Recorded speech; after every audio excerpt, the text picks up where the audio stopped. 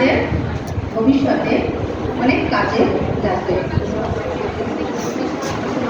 আমরা রাজা রামমোহন রায় স্মৃতিরক্ষা কমিটির সম্বন্ধে প্রথমেই শুনেছি, নতুন করে আর আমি বলছি না। আজ আমরা রাজা রামমোহন রায় স্মৃতিরক্ষা কমিটি থেকে কি করছি না, উইমেন্স ডে পালন করছি। যেহেতু রবিবার ছিল 8 তারিখ, আমরা 11 তারিখে সেটা পালন করছি। প্রথম হচ্ছে আমাদের জীবনের লক্ষ্য কি? তোমাদের জীবনের লক্ষ্য কি? না, ভালো মানুষ। মানুষ তো অবশ্যই হব, কিন্তু হ্যাঁ একদম। তারপর একদম একদম এই সবগুলো তো থাকবেই। আমাদের জীবনের লক্ষ্য হলো আমরা সামাজিক এবং অর্থনৈতিকভাবে আমরা যাতে স্বাবলম্বী হই, একদম স্বাধীন থাকি। স্বাধীন থাকি মানে সেটা অনেক বিশাল বড় একটা ব্যাপার, সেটা অন্য ব্যাপার যাচ্ছি। ভালো মানুষ হব এবং আমরা কি করব না, আমরা সামাজিক এবং অর্থনৈতিক দিক থেকে আমরা স্বাবলম্বী যাতে হতে পারি, তাই তো? এবার সেটা কি হচ্ছে না, আমরা কিছু উৎপাদনমুখী, প্রোডাক্টিভ অ্যান্ড ডিসেন্ট ওয়ার্ক, আমরা কিছু উৎপাদনমুখী এবং খুব ভালো কাজ করব। কি ভালো কাজ করব? আজকাল অনেক রকম কাজ হচ্ছে, অনেক বাজে কাজও হচ্ছে, আবার ভালো কাজও হচ্ছে। কি হচ্ছে না, বাজে ওষুধ তৈরি করছে, যে ওষুধ দিয়ে রোগী সারে না, কিন্তু কিছু মানুষ এরকম আছে যারা সেই টাকা শুধু রোজগার করার জন্য বাজে বাজে ওষুধ তৈরি করে মার্কেটে ছাড়ছে। কিন্তু সেটা কি হচ্ছে, সামাজিক ভালো কাজ নয়। আমরা ভালো কাজ করব, সুন্দর কাজ করব, যে যাতে আমাদের সমাজে মাথা উঁচু করে দাঁড়াতে পারি, তাই তো? তাহলে আমরা এমন কিছু প্রোডাক্টিভ কাজ করব এবং সেই কাজ যেন আমাদের সুন্দর হয়, আমরা যাতে সমাজে সেই ভালো কাজ করতে পারি। পরের স্লাইড।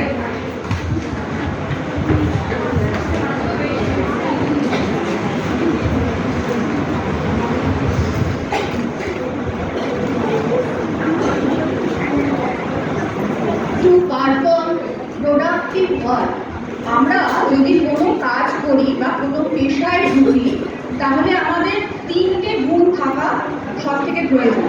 কি কি গুণ? একটা হচ্ছে জ্ঞান, যে কাজটা করবো সেই বিষয়টা আমার জ্ঞান থাকা দরকার, মানে দক্ষতা দরকার।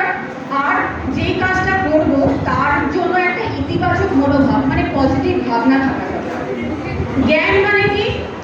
ধরো আমি পরের স্লাইডে যাচ্ছি, পরের স্লাইডে আমরা একটা উদাহরণ দিয়েছি, ইংলিশ টাইপরাইটার। ইংলিশ টাইপরাইটারের উদাহরণ যদি আমরা দিতে পারি, তাহলে আমি ইংলিশ টাইপরাইটার হব, তাহলে আমার টাইপিস্ট হব, তাহলে আমার প্রথম জ্ঞানটা কি থাকতে হবে? যেহেতু ইংরেজিতে জানবো, তাহলে ইংরেজি সম্পর্কে আমাকে ভালো জ্ঞান থাকতে হবে। তা বলে যে আমাকে MA পাস করতে হবে তা কিন্তু না, ইংরেজি ভাষাটা সম্পর্কে আমাদের ভালোভাবে জ্ঞান থাকা দরকার। তারপর হচ্ছে স্কিলটা জানতে হবে, মানে টাইপিস্ট যে হব তার আমি যে কোনো টাইপিস্ট মানে টাইপ করাটাই জানি না, অথচ টাইপিস্টে অ্যাপ্লাই করে দিলাম তা তো না। সেই দক্ষতাটা কি, যে আমি ফিঙ্গার মানে কোন আঙুলটা কোন অ্যালফাবেটের ওপর রাখবো সেটা না দেখে আমাকে টাইপ করতে হবে। আমার স্পিডটা কত সেটা আমাকে জানতে হবে, এটা হচ্ছে আমার স্কিল। তারপর হচ্ছে ইতিবাচক মনোভাব, মানে টাইপিস্ট এই কাজটাকে আমাকে ভালোবাসতে হবে। আমি যদি কোনো যেই পেশাটায় ঢুকবো সেই কাজটাকে যদি আমি ভালো না বাসতে পারি, তাহলে আমার সেই কাজে কোনো প্রমোশন হবে না কোনোদিন। ওই টাকা উপার্জন করতে হবে, আজকে আমি টাইপিস্টের কাজটা পেয়ে গেলাম, আমি তাই করছি, তাহলে কিন্তু পরবর্তী পর্যায়ে আমার কোনো উন্নতি হবে না। তাই জন্য এই 3টে গুণই কিন্তু আমার একটা কাজে ঢোকার জন্য থাকতেই হবে। এক হচ্ছে জ্ঞান, আর এক হচ্ছে দক্ষতা, আর এক হচ্ছে ইতিবাচক মনোভাব। 3টের মধ্যে একটাও যদি না থাকে, তাহলে কিন্তু আমরা কোনো কাজে উন্নতি লাভ করতে পারবো না।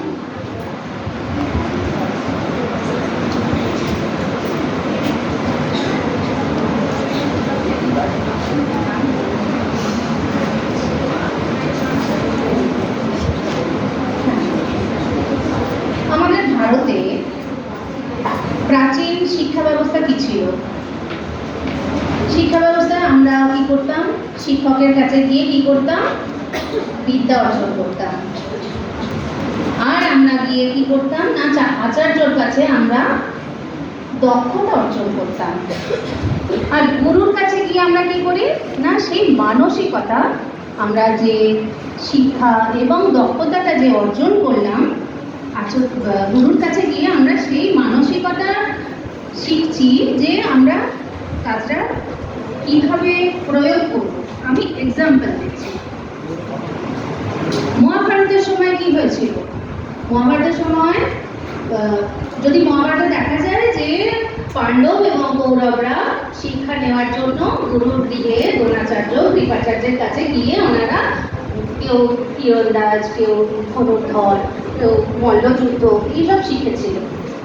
শিখে সেই সময় অর্জুন কি সবচেয়ে শ্রেষ্ঠ তীরন্দাজ ছিলেন, তাই তো?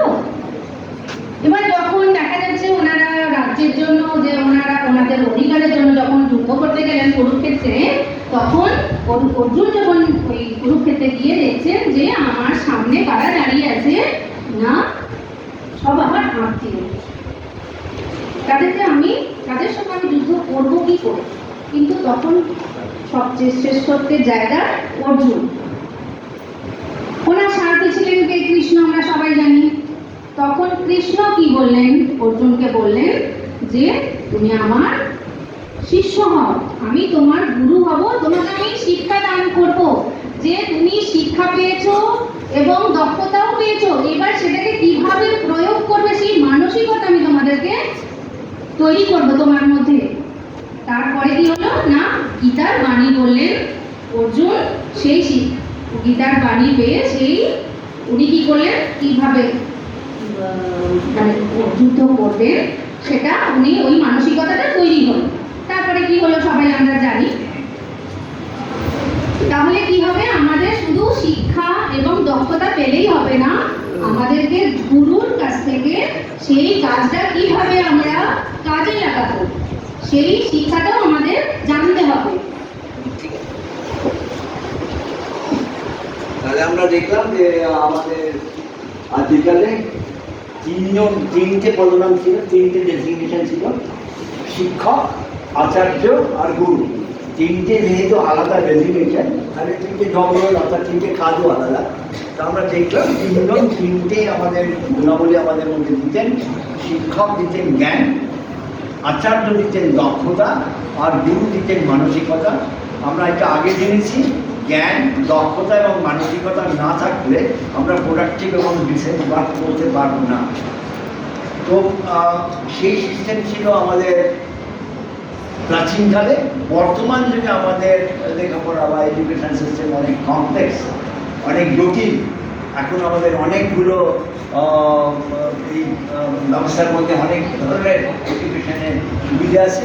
একটা হচ্ছে general education, technical education, polytechnic, engineering করো, ভোকেশনাল বৃত্তিমূলক শিক্ষা, আজকাল ভোকেশনালের স্নাতকও হচ্ছে, ইন্ডাস্ট্রিয়াল ট্রেনিং, আইটিআইতে শিল্প ট্রেনিং, শিল্প প্রশিক্ষণ সংস্থা, স্কিল ডেভেলপমেন্ট, বিভিন্ন ধরনের স্কিল ডেভেলপমেন্ট, দক্ষতা উন্নয়ন, স্কিলিং, আপস্কিলিং, রিস্কিলিং ইত্যাদি আছে।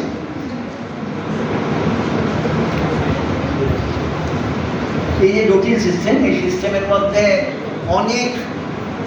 অনেকজন আছে। ওখানে আমরা দেখছিলাম তিনটে ডেজিগনেশন, এখানে কিন্তু অনেকজন আছে। প্রথম কথা আছে লার্নার, যিনি শিখবেন। দ্বিতীয় কথা, লার্নার শিখে কি করবেন? শিল্পে যাবেন কাজ করতে। লার্নার মানে করবো তোমরা, প্রথম প্লেয়ার। তারপরে ইন্ডাস্ট্রি, শিল্প, ওখানে কাজ করতে যাবেন। তারপরে কি করবে? কারিকুলার ডেভেলপার, সিলেবাস তৈরি করতে হবে। কে পড়াবে? Training provider. ট্রেনিং কে দেবে? যিনি মাস্টারমশাইকে ট্রেনিং দিতে হবে, যেমনি ঠিক করে পড়াশোনা করেন, টিওটি, ট্রেনিং অফ ট্রেনার্স ইত্যাদি অনেক কিছু আছে। পরীক্ষা কে নেবে? Assessing bodies. সার্টিফিকেট কে দেবে? অ্যাওয়ার্ডিং বডিজ ইত্যাদি ইত্যাদি। দেখি অনেক ধরনের এখন অনেক জটিল ব্যবস্থা হয়েছে এবং সবাই মিলে চেষ্টা করছেন যাতে আমরা ঠিক মতো কাজে যেতে পারি। একটা সমস্যা সেখানে, এত কিছু করেও একটা বিশাল সমস্যা, এই সমস্যাটা কিন্তু আমাদের না।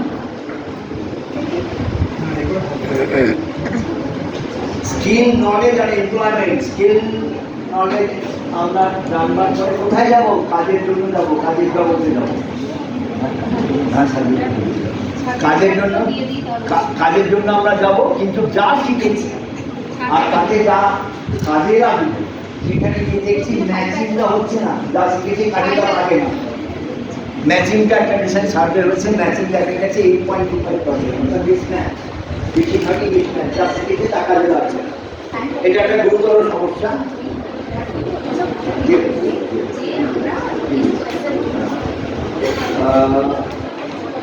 আমরা কিছু এই সংক্রান্ত ব্যাপারে একটু বিস্তারিত জানার জন্য আমরা একটা কোশ্চেন পেপার করেছি, তাতে অপশনস দেওয়া আছে। এখানে হয়তো সম্ভব হবে না তোমাদের ফিল আপ করা, আজকাল তো টাইম নেই, তোমরা ফিল আপ করে দিই, মাস্টারমশাই স্কুলে দিয়ে দেবে, আমরা কালেক্ট করে দেবো।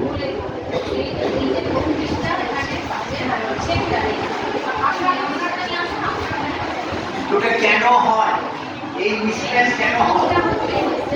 পড়ুয়ারা যখন নিজেদের কেরিয়ার প্ল্যানিং করে তখন তাদের কাছে সম্পূর্ণ তথ্য থাকে না। কি করবে, কেন করবে, সেই সম্পূর্ণ তথ্য থাকে না। পড়ার একটা সুবিধা আছে, আর একটা হচ্ছে কোনো একটা ধরনের কাজ করতে গেলে আমার মনে হয় কাজটা করবো, লোকে কি বলবে, সামাজিক কলঙ্ক বা সোশ্যাল স্কিল। মহিলাদের জন্য একটা বিশেষ ধরনের বেরিয়ার থাকে, বিশেষ ধরনের বাধ্যবাধকতা থাকে। আমরা কখনোই এটা ভাববো না, আমাদের দেশে পুরুষতান্ত্রিক সমাজ ব্যবস্থাকে কখনোই ভাববে না একটা মেয়ে ইলেকট্রিশিয়ান, কারণ মেয়ে বলে কিছু ইলেকট্রিশিয়ানে কাজ করতে পারবেন না, এরকম ধরনের আমরা একটা দাঁড়িয়ে। আর আরেকটা গুরুতর সমস্যা, যেটা হচ্ছে স্কুল কলেজগুলোর সাথে যারা এনসাইন দেবেন শিল্প সংস্থাগুলির খুব একটা যোগাযোগ নেই। স্কুল কলেজগুলো জানতে পারছেন না কি ধরনের লোকজন শিল্পতে দরকার, শিল্প নিয়ে আমরা আমাদের ছেলেমেয়েদেরকে তৈরি করি।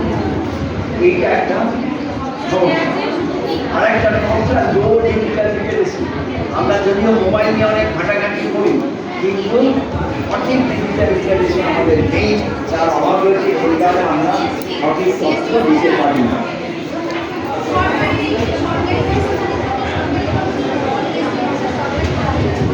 সেখানে যে সাথে ফর্ম দিচ্ছি, ওই ফর্মের মধ্যে একটা পাতা আলাদা করে থাকছে, সেখানে দেওয়া আছে 32টা সেক্টরের নাম। 32টা সেক্টর অফ ইকোনমি যারা এখন হাই পোটেন্সিয়াল, যারা এখন জব অফার করছে, যেখানে বেশি কাজ পাওয়া যাচ্ছে, ওই লিস্টটা আলাদা করে দেওয়া রয়েছে। এখানে এই লিস্টটা টানানো। 1 নম্বর হচ্ছে aviation.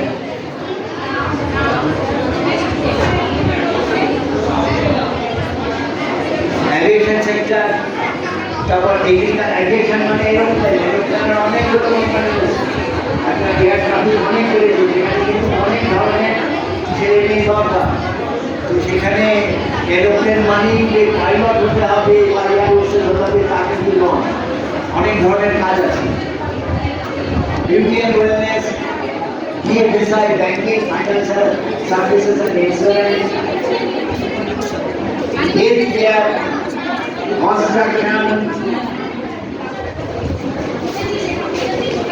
IT and ITES, media and entertainment, এটাও একটা টিভিতে খবর পড়া বা জার্নালিস্ট হয়ে যাওয়া। মিডিয়ার অনেক বড় সেক্টর এটা একটা। রিটেল, খুচরো ব্যবসা, নগদীয় খুচরো ব্যবসা আমরা দেখতে পাচ্ছি আমাদের শহরেই অনেকগুলো মল রয়েছে, সেখানেও ছেলে মেয়ে আসছে বিভিন্ন কাজের জন্য। তো এরকম ধরনের 32টা সেক্টর আছে। আমরা লিস্ট দিলাম, বিস্তারিত দেখে নেবে। এখন এর মধ্যে একটা পার্টিকুলার সেক্টর যেটা খুব আপকামিং আমাদের খবরে, সেটা হচ্ছে রিটেল সেক্টর। সেই রিটেল সেক্টরে কী কী ধরনের জব পাওয়া যায় তার লিস্টটা এখানে দেখানো হচ্ছে। রিটেল স্টোর অপারেশন, রিটেল পেয়েছে, সবাই পেয়েছে, কেউ পাইকে নাম আছে, সবাই ব্যবস্থা পেয়েছো? আচ্ছা, পরের পাতাটা দেখো, 32টা সেক্টর অফ ইকোনমি আছে। বাংলায় করা আছে ওটা দেখতে পেয়েছো ঘরের মাথায় পরিবেশের চেষ্টা করতে এর মধ্যে কোনো না কোনো একটা তো ভালো লাগবে ওইটা একটু পছন্দ করতে হবে এইবার কোনো একটা পার্টিকুলার সেক্টরের মধ্যে কোনো একটা জবরোল আমার পছন্দ হলো তাহলে সেই জবরোলটা আমায় জানতে হবে তো এখানে যেমন অনেকগুলো জবরোল রয়েছে এর মধ্যে একটা particular জবরোল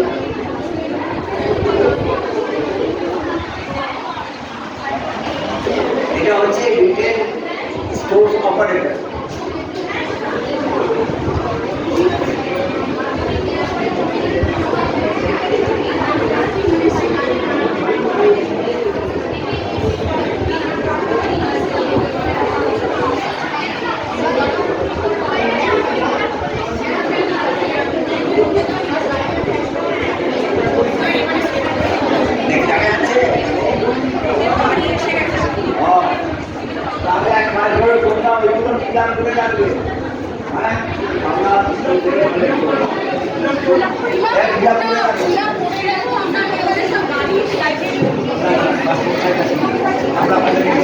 Let us call it a day. Let us call it a day. বলুন